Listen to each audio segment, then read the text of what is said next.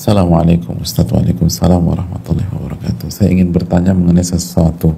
Sudah 9 bulan saya mengalami depresi berat karena satu dan lain hal. Saya sudah berusaha salat taubat, salat hajat, salat tahajud setiap hari, bersedekah, berzikir, membaca Al-Quran, salawat, berdoa setiap hari, dan di waktu setelah adzan, setelah asar di hari Jumat.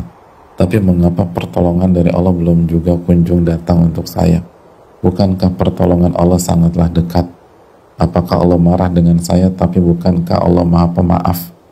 Saya berusaha memanggil Allah dengan nama-namanya, tetapi Allah mendiamkan saya. Saya selalu berusaha berdoa setiap saat, karena Allah menyuruh kita berdoa. Tapi kenapa yang saya mendapatkan selalu cobaan bertubi-tubi? Saya harus apa lagi Pak Ustadz? Jujur saya lelah dan gak tahu lagi harus apa. Semoga kita semua selalu dalam lindungan Allah. Makasih Pak Ustadz atas jawaban dari Pak Ustadz. Saya harapkan jazakallahu khairan wa iyyakum. Alhamdulilladzi afana mimma ibtalahu bihi wa faddalana ala katsirin mimman khalaqa tafdila. Hadirin, benar nggak Allah nggak tolong kita atau penanya tersebut? Kalau taufik untuk sholat, untuk baca Quran, untuk berzikir, untuk salawat bukan sebuah pertolongan dan tidak dianggap sebagai sebuah pertolongan, lalu apalagi yang namanya pertolongan? Hadirin, rakaat al-fajri khairun minad dunya wa ma fiha. 2 rakaat salat sunnah fajar itu lebih baik daripada dunia dan seisinya. Lalu kita dikasih taufik oleh Allah untuk salat sunnah fajar, lalu kita bilang Allah nggak tolong kita. Bukankah itu suudzon dengan Allah?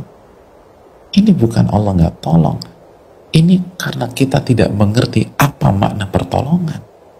Bukankah banyak dokter yang memotong tangan pasiennya atau memotong kaki pasiennya, lalu setelah pasien itu siuman, alih-alih ngamuk marah-marah sama tuh dokter, justru dia mengatakan terima kasih dok, jazakumullah khairan, barakallahu fikum.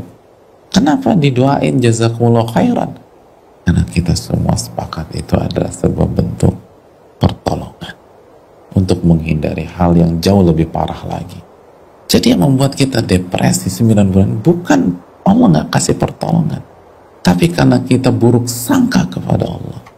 Masih ingat surat Al-Fatah ayat 6? Wa yu'adzibal munafiqin wal munafiqat wal musyrikin wal musyrikat.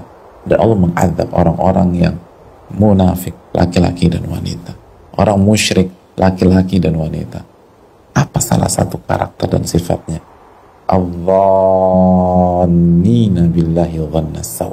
Mereka itu buruk sangka kepada Allah. Berhenti sampai di sini ayat itu? Enggak. Alaihim dairatus saw. Mereka akan mendapatkan giliran kebinasaan yang sangat buruk. Wa ghadiballahu alaihim. Allah murka sama mereka. Wa la'anahum, dan Allah melaknat mereka. Ya gimana kita bisa tenang orang kita hidup dengan kemurkaan Allah dan laknat Allah. Wa'adda lahum jahannam, dan Allah persiapkan jahannam. Wa sa'at masirah, dan itu tempat kembali yang sangat buruk.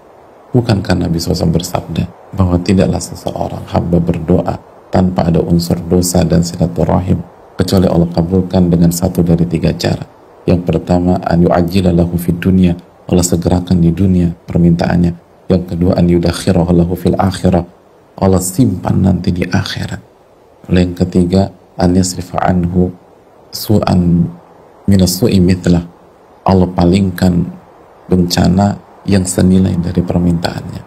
Jangan-jangan ketika kita suudzon dengan Allah, lalu kita merasa Allah diemin kita, padahal di detik itu Allah sudah kasih kita istana di surga. Allah nggak kasih kita di dunia, Allah sudah kasih di surga. Kita suudzon sama Allah. Na'udzubillah, tsumma na'udzubillah.